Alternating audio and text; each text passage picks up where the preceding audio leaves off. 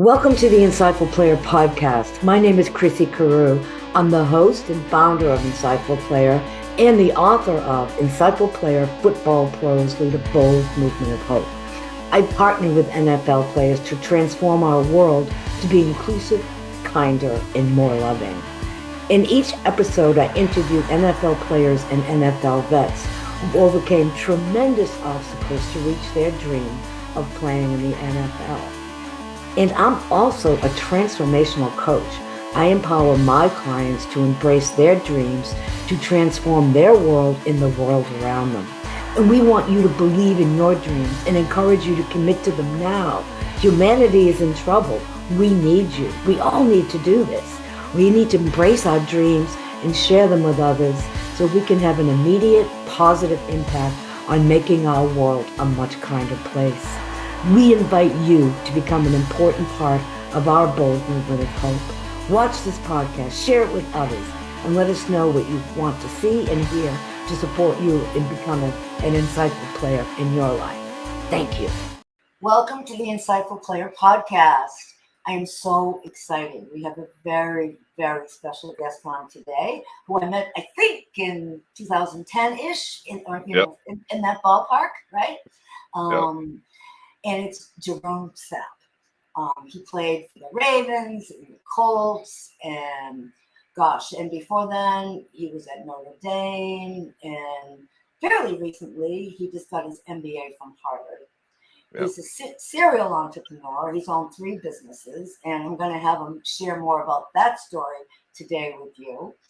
And he's overcome a lot of obstacles in his life, and he's someone that I've learned a lot from. And you will too. So really, welcome, Gerome. Thanks for having me, Chrissy. It's good seeing you, and it's good to be back a part of the Insightful Player. Yeah. Thank you. Gosh, we have so much to talk about. I don't know where to begin. But you developed some amazing skills and characteristics when you were young, like back when you were really, really young, and sometimes you lost your electricity. So your mom recommended that you do your homework when it was still light out, just in case. Can you share a little bit about that time in your life? Sure. Growing up to a single mother in the 5th Ward of Houston, Texas, I knew intimately what a lack of a lot of things were. A lack of electricity sometimes, a lack of running water. But I never had a lack of love and caring from my mother. My father was in prison, and my mother raised my older sister and older brother and I. So to the point you just made, there were times when we'd come home and there wouldn't be electricity in the house, simply because my mom had to make a decision to pay another bill, like the rent, and we did without electricity. So the one key thing, though, she was really big on academics.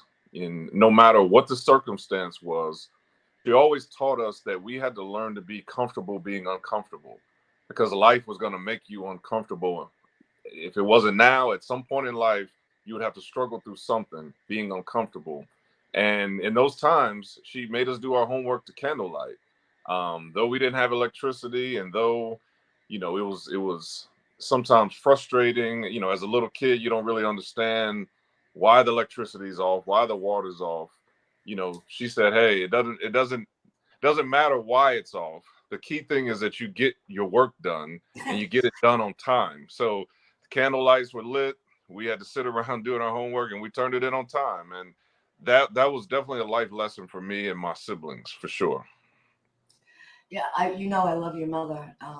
She did such an amazing job with you and your brother and sister. I don't know how it's so hard for single women, single moms, rather, to bring up the kids by herself. She deserves so much credit. They should have an Academy Awards ceremony for all of them. Absolutely. Yeah, there's a lot we can learn from your mom and many other moms like her. Yep. Yeah. So, and you had more interesting situations and experiences in your childhood when you were very embarrassed when you were playing with your brother, and you were playing football, and you had food stamps that came out of you had them hidden in your shoe, and they came out, and you learned some valuable lessons from that, even though it wasn't easy at the time. Can you share that story? Yeah, that was actually funny. we're on our way to the store, and we were on food stamps. And I remember my brother and I, we couldn't pass up a pickup football game. It was almost like a moth to a flame. And we're on our way to the store, and I'd always stuff the food stamps in my shoe, just in case we ran into anyone, and we didn't want to get jacked for our food stamps. So of course we're playing in the game, and I get the ball and I'm running, and someone tried to tackle me, and my shoe came off, and food stamps flew everywhere. And of course, everyone out there was on food stamps. But the fact that my food stamps were scattered about everywhere, everyone laughed. So that was a learning lesson. I felt so embarrassed by it, but I remember my brother just being like, "Man, pick your head up. Let's pick these food stamps up. Let's go to the store and let's buy what we set out to buy. Let's." And getting home, my mom, was just, you can't be embarrassed by the circumstances you're in, as long as you're always thriving for something better. Her thing to us was always the world is bigger than what it seems. And you're outdoors. The things you see right outside of your neighborhood is not the world. The world is way bigger. So if you strive for bigger and you dream bigger, she was really big on reading books too, because you can read a book and transplant yourself in another time, in another place, and really expand your way of thinking about things. So we always strive for better. And that was the message after that food stamp incident. Listen, you shouldn't be ashamed of where you are right now. This is where we are. This is a reality. But also the reality is, you're a young man, you're a smart young man, and you have the world ahead of you. And as long as you're thinking about the future, you're fine. So yeah. That's an amazing lesson. And I hope kids and adults alike, Yep. listen to that. And you're much more than your circumstance, and let that Absolutely. motivate you like it did you and your brother. Yeah. Again, I have to salute your mother again. Yeah. And there's another incident, a time in your life when you went to Notre Dame, and you talked about how you didn't really have to adjust to the culture. The culture had to adjust to you. And you were a Yeah. very, very, very bright student. Yeah. And everybody, Jerome's very bright and wise. And some of the people have made some assumptions about you that weren't true at Notre Dame.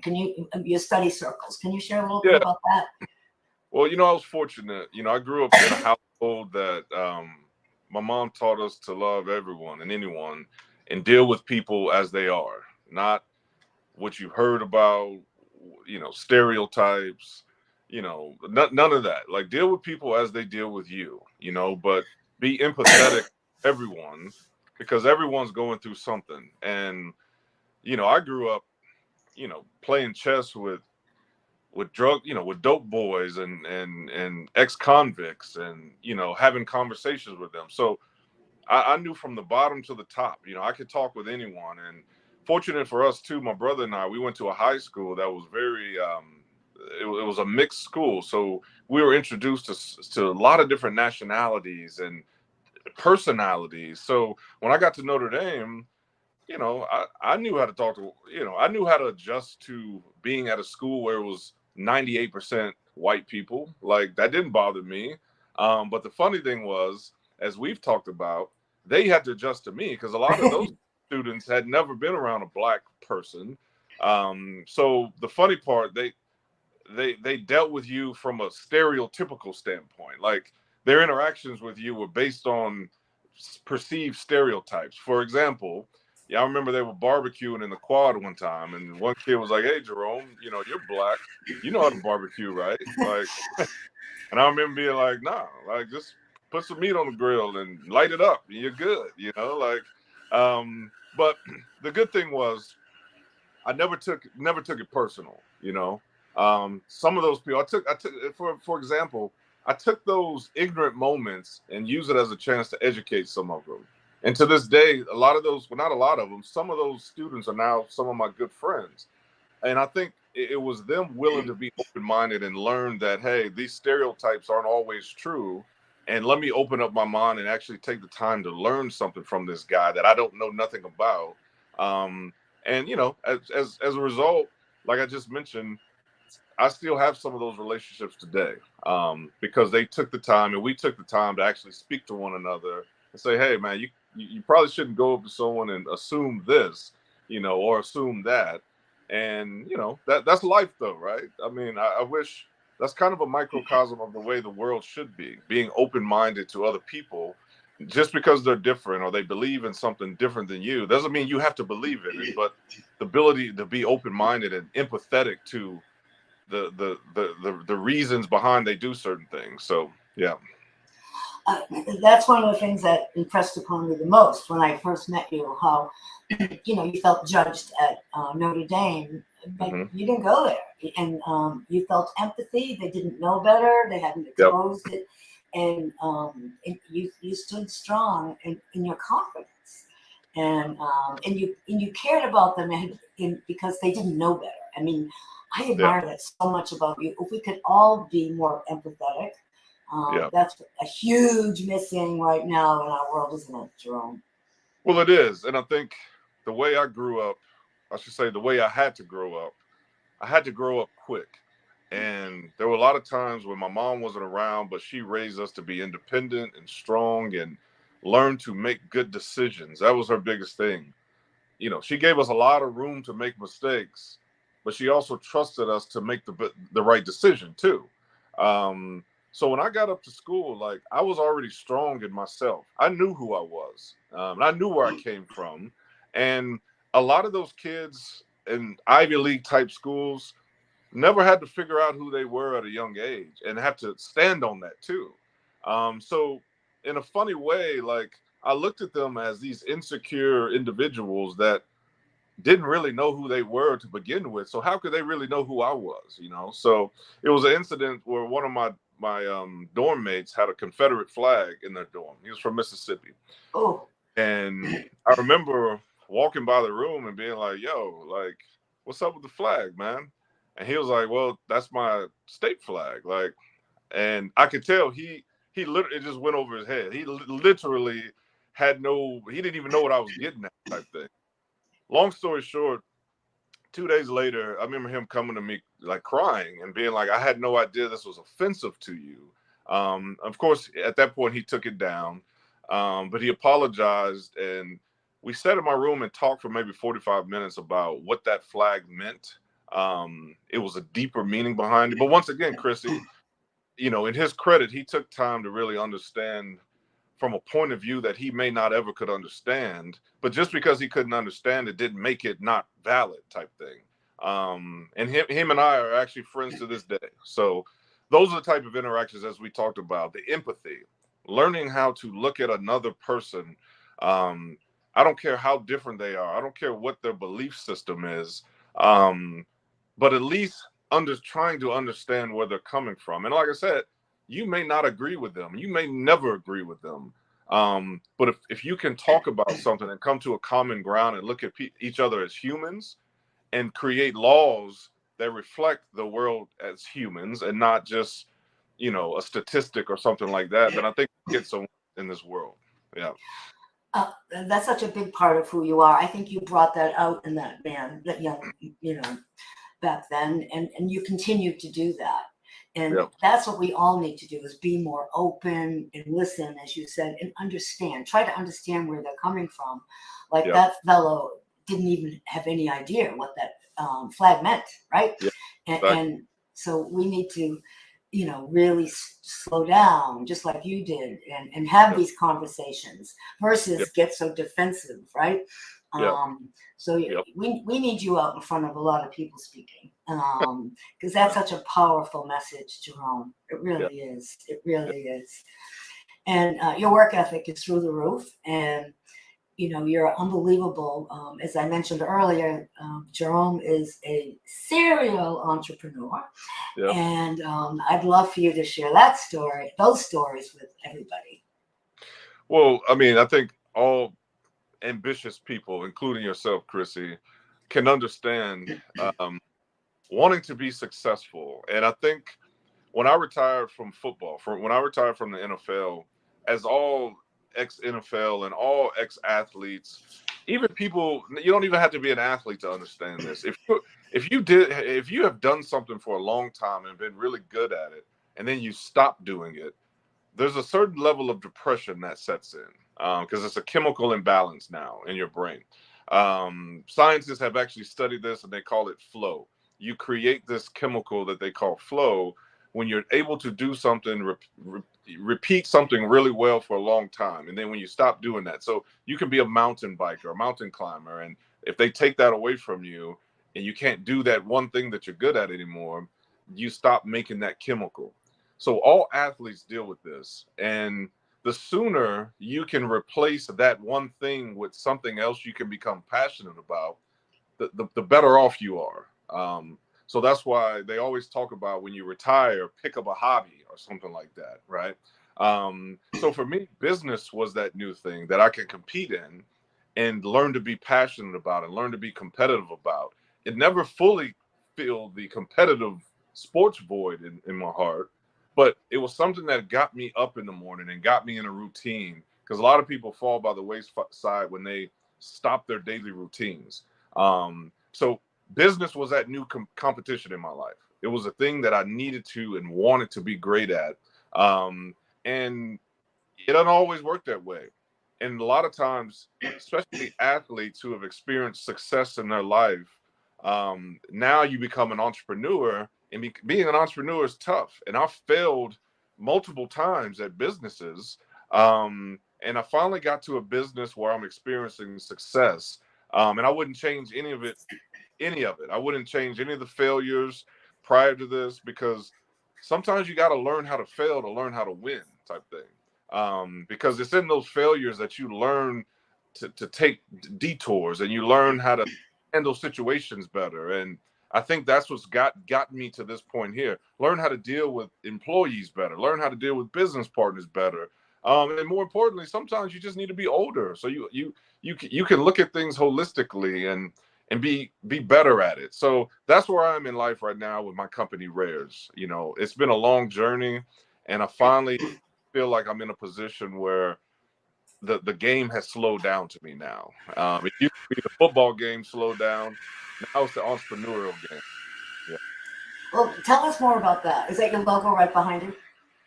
It's not, but this is one of the shoes that my company owns. So what my company is rares.io, RARES.io. And what we created was the first true SEC regulated stock market for sneakers. So essentially we deal with high value, appreciated, and basically the sneakers that we deal with have a high chance of appreciating. So just like people invest in stocks with the hopes that stock will increase in value at a higher rate than the price that they invested in it, we allow them to invest in fractional ownership in high value sneakers. In fact, we own the world's most valuable sneaker, which is a $1.8 million sneaker that Kanye wore at the 2000 Grammy Awards. But there's a lot around that sneaker that makes it so valuable. But we essentially purchased that sneaker, my company, and we split it into 72,000 shares, real shares. And we allow people to invest in that sneaker or buy shares for $25 a share in that shoe, with the hopes that those shares will increase to a higher value than $25 once we liquidate that shoe. So it's all about finance and fractional investing. In fact, that is what my company does. We allow people to invest in alternative assets. It just so happens that alternative assets we deal with is high value sneakers. And you know, we're the leader in the market in that. And we've only been around for a year and a half, and I think we're on an upward trend right now. I mean, it sounds amazing, and it gives people of all walks of life, no matter where they are financially, an opportunity to invest. You hit it on the head. Opportunity, access, and opportunity. One, most people would never have access to these type of sneakers. But the second part is the opportunity to invest in an appreciating asset class that you can invest in for as little as $5 a share. Most people on our platform have never invested in a real security before.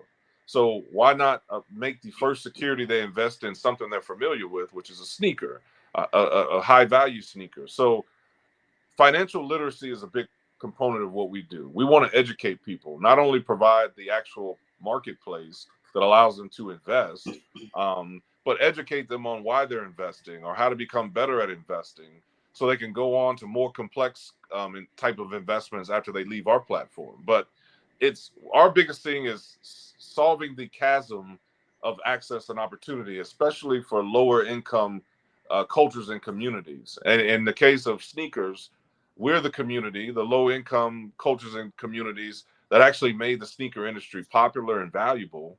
Now we're giving them a chance to now reap the secondary financial gain or benefit of that industry as well. That's incredible. Yeah. And what gave you the idea? What inspired you? I mean, I think I know, but I want you to share it with our. Well, I've always wanted to be a sneaker. I mean, I couldn't afford sneakers growing up. But actually, when I was at Harvard, I was going to class and someone stepped on a pair of my Jordan 11s. And I remember it was an accident. And I remember wiping them off and thinking, you know, there's got to be a better way to derive value out of these appreciating sneakers, because I knew at the time that sneakers, from a return on investment standpoint, were outpacing gold, were outpacing the S&P 500, and even Apple stock. So if you can somehow create a marketplace and turn these into an actual security, you had something. So right then I thought about, well, what if you can create a stock market for sneakers? So at the time that wasn't legally possible. So I kind of set on the idea, and once it became something that they changed the laws and regulations around the Jobs Act, this was possible. So now you can turn a sneaker into an actual security and allow people to own fractional ownership in it. And that's what my company did. And we were the first for sneakers, and we're the biggest for sneakers. Yeah. And you've won an award recently, haven't you? Yeah, we were actually nominated for fractional investment platform of the year. We're finalists between it's my company, Rares, and two other companies. And the cool thing about that, those other two companies have raised hundreds of millions of dollars, and we haven't raised nearly that much, but yet we're still competing with them because, in my opinion, we're very authentic about what we do and the asset class we do it in, and we touch the culture, and we provided a benefit to the culture, a real benefit. And we also speak to the culture in layman's terms. We don't speak over people's heads. We meet people where they are from an educational standpoint and bring them up to where they want to be. So I think the industry has taken note of that and rewarded us with this nomination. So we're happy about it. That's amazing. I bet it's that much sweeter since the other businesses that you struggled with to get where you are today. Yeah, it is. It really is. But Chrissy, you know me, and like I mentioned, everything happens for a reason. You may not understand why it's happening in the moment, and that's normal. But when you really think back on your life and you think about moments in life or failures in life, everything had to happen to get to a certain point. And for me, I'm at a point now where I'm able to look back at those failures and really pinpoint what I've learned from those failures. Because I never let a failure go by without dissecting it and being like, how could I have done this better? So if it comes around again, I know how to make a better decision this time. And, I really took account of those first two companies, and I use a lot of those principles to be better at what I'm doing now. Now I'm still in it. We're still raising money and we're still struggling and competing, which I love, which wakes me up in the morning. So we haven't finished yet, but I think I'm better off from those failures than I would have been if I didn't fail before. Whew, that's such amazing, because I know even your stories you told me as a child, when you had an obstacle of any sort, whether it's the food stamps or whatever, you immediately went inside and said, okay, I'm gonna glean some wisdom from this. What can I gain? And it motivated you intrinsically even more. So that's one message that I would love for everyone watching or listening to really to allow that, to do that, to not give up when you lose. I mean, it propels you to something even greater, don't you think? Yeah, and I don't want to be cliche, but Jay-Z, the great businessman, the great musician, a lot of different things, he said it best. He said the genius thing was we didn't quit. And it's very simplistic, but a lot of people don't understand that most people will quit around you before they get to the finish line. So even if, no matter what you're going through, if you weather the storm and you keep going, most people will quit before they get to the end. And all you have to do is finish to be the winner. And I think that's so profound. Like, life is hard. There's no sugarcoating that. Life is hard, and it's harder for some people. Some people start off harder. But the thing is, if you find something you're passionate about, don't stop. As entrepreneurs, we sometimes find ourselves in a dark tunnel, and we don't know where the light is, right? Because it's dark, nothing's going right, no one's supporting you. You feel like you can't support you, and more importantly, you don't know which way to go because there's nothing lighting your way. And the one thing that I've always learned is, at a certain point, you got to light your own tunnel. Everything that's within you, you have to ignite to create that internal light, that combustible light from within you, to be the glow to light your way. Because sometimes it's not going to come. No one's going to come to save you sometimes. So whatever you have, all the experiences you had inside, you have to use that to light your own self up from the inside out, to glow yourself through that tunnel. And for me, that was something that I needed to do. And it was hard, but I ended up doing that. And I think that's the hardest part, is figuring out a way to light your own tunnel. And you get just enough light to find that light at the end. And now you have your North Star. So to all the entrepreneurs and all the people listening to this, sometimes you're closer than you think you are. You've gone through hell, and, you're struggling, and you're tired, and, you're irritated. But if you keep going, if you're really passionate about it and you really believe in it, and if you keep going, there will be light. There will be some reward at the end. So that's just an honest truth about it. Yeah, you're a living example of that, and thank you for sharing that pearl of wisdom, and pearls, plural. Yeah. Because often I've noticed, in coaching, that people are inches away from the finish line when they want to give up. They don't realize how close they are. Yep. Yeah. It's tough. It's tough, especially when you've been for a long time. And, we talk about it sometimes, Chrissy, especially when you feel like no one's supporting you. And, I've been there, with this new venture. I was told no 87 times. And, I just filed for bankruptcy from my old venture. And it was like, something's got to give here, right? I felt like no one was listening to me, and I knew I had a good idea. So at a certain point I said, well, let me stop pitching this to people who aren't receiving it, and let me do something myself. And I saved up for 2 years to build a prototype, because, like I said, I was told no 87 times, and no one understood it because there was nothing like it.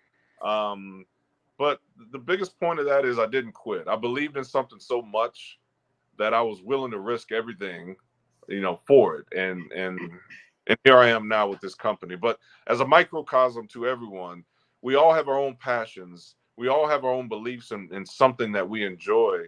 And if you choose to make a business around it, just don't quit on it, Just don't quit. Wow, 87 times people said no to you. Yeah, it was crazy. Yep. That is wild. Well, yep. You're a wonderful example for the rest of us, Gerome. Yeah. And we're going to all talk about your business everywhere. Right, everybody? So we'll support you. You'll have to teach us how to do that. Well, thank you. Yeah. Yes. Anything else you want to share before you go into your shout out of your dear friend? I think, one of the messages you and I talk about is really everyone being an insightful player. In our own lives, we can all inspire others by what we do and how we do it and how we treat people. So I just want to echo that message that you don't have to be famous. You don't have to be this. You don't have to be that. You can be who you are, but just be the best of who you are. And, Chris, as we talked about, lead with love and empathy, right, and honesty, and the world will be a better place. I think so many people want to cut corners or take shortcuts, and in taking those shortcuts, they're not honest. They're not 100% genuine with other people and themselves. And I think the world is reflecting that right now, whether it be through politics, through our daily interactions with people. But if we all just lead with love and empathy, we can all be our own insightful player in our own lives and amplify that message that you started so brilliantly back in 2010. So that's one thing that I wanted to say. Well, thank you. And you're right. We all can be insightful players for sure. And, so anyone who's watching or listening, because it goes to many platforms, if you have any insightful players in your life that people that are doing great things to help transform our culture, to be more inclusive, kinder, more loving, reach out. We'd love to have them on. So we're starting off with our wonderful insightful players that are NFL players, other athletes, and we want everyday people to be part of this too. So please reach out. We want to hear your story. We want to spread this like wildfire, just to pour more love into the world. And Jerome's doing a lot of that for sure. So he has a shout out, and after he gives his shout out to one of his dear friends, Nate Boyer, I'm gonna conclude with reading a few of his guiding principles from my book. Yeah. So why don't you tell us about Nate? Yes, I just want to shout out Nate Boyer, who's a former Army Ranger and actually former NFL player. And he was a co-founder of Merging Vets and Players, a charity that brings together ex-combat veterans and ex-professional athletes as kind of a peer-to-peer mentoring group. When you think about veterans and athletes, most people are like, well, what do they have in common? But in fact, they have a lot in common. Very type A personalities. Typically, the military took them where sports took the other half. But we a lot of times come from the same neighborhood, same backgrounds, same dysfunction sometimes. So the key thing is, though, when we both take off our respective uniforms, we sometimes have the same mental health issues because we no longer have missions in life anymore. We no longer wake up with a goal in mind every day. And as I talked about at the top of the show, sometimes that messes with people in different ways. So this charity brings those groups together and allows them to really interact and learn from one another and grow from one another, and more importantly, help one another. And there's a movie coming out about it. Sylvester Stallone is one of the producers. Nate Boyer, as I just mentioned, one of the co-founders, is actually starring in the film as himself. And I just want you guys to look out for that film. It's called MVP, which stands for Merging Vets and Players. Yep. You guys are doing some beautiful work, and you've saved some lives, I understand, as well. Absolutely. Yep. Yeah, that's amazing. There's a theme that runs through all your stories in your life is authenticity. Yep. You're being so true to the best of who you are. Yep. You lead a values-driven life. So thank you, Gerome. Thank you.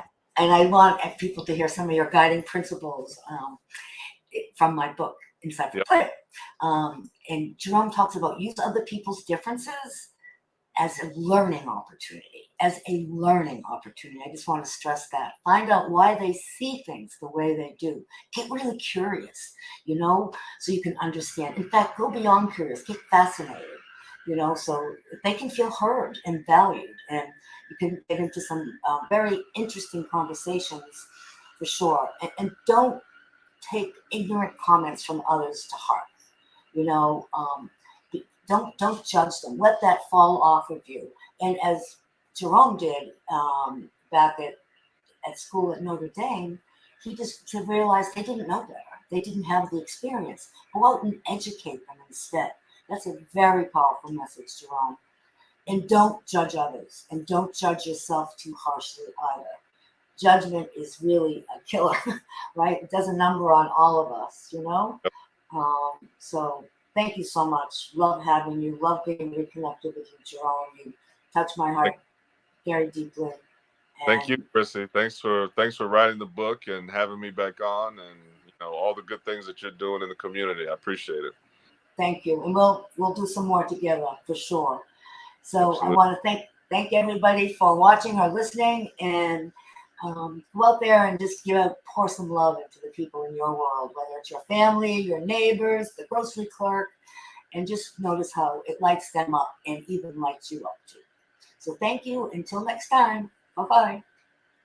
The entire Insightful Player podcast initiative is dedicated to the late Tom Constantino. Tom Constantino was my PR consultant. He was over the moon fabulous. He was really an exceptional human being.